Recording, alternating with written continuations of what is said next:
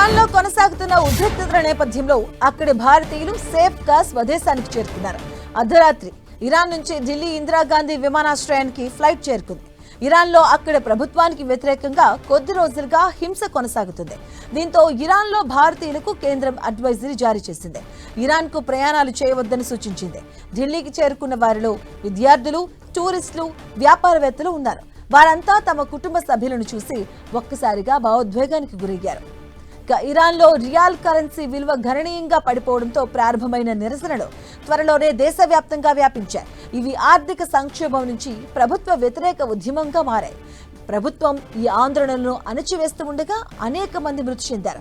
ఈ నేపథ్యంలో టెహ్రాన్లోని భారత దౌత్య కార్యాలయం హెచ్చరిక జారీ చేసింది.